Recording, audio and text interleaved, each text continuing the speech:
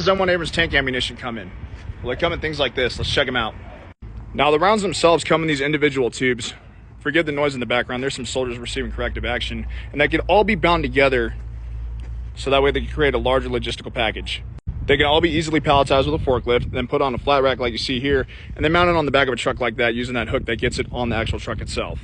And no, there are no live rounds here. Any live ammunition is strictly safeguarded and accounted for. You pop the lid off here, and then you'll see the end of the round, and then you pull it on out, and then you grab and retrieve it and throw it in your tank.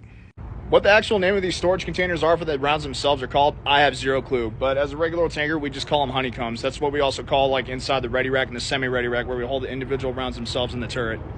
Now, something interesting to note, tankers, we often call discarded stud bases that you see on rounds aft caps. Actually, aft caps are supposed to be the lids that go on these little honeycombs themselves.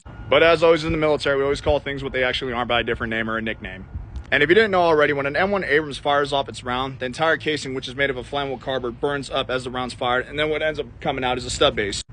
You also need to remember to wear gloves when you're handling this ammunition, because in case if you didn't know, the primer is set off with an electrical charge from the tank itself, so it's just to negate the chances of static electricity lighting off the round. Now, if you got a sharp eye, start paying attention to the background of movies, TV shows, and video games that are somewhat military related, because you're going to see tank storage containers strewn all over the most ridiculous places in the background for decor.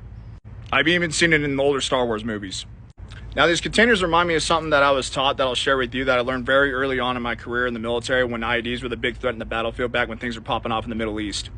And that was always flatten, run over, and destroy metal military containers. I'm talking anything. Ammo cans, discarded AT-4 and law rocket tubes, because what was happening was insurgents were picking them up off of the battlefield, and they were using them as casings so they could fill them on up for their IEDs with their explosive compound of choice and using them against coalition forces. Shoot, we're even told not to hand out spring-loaded pens out to the locals.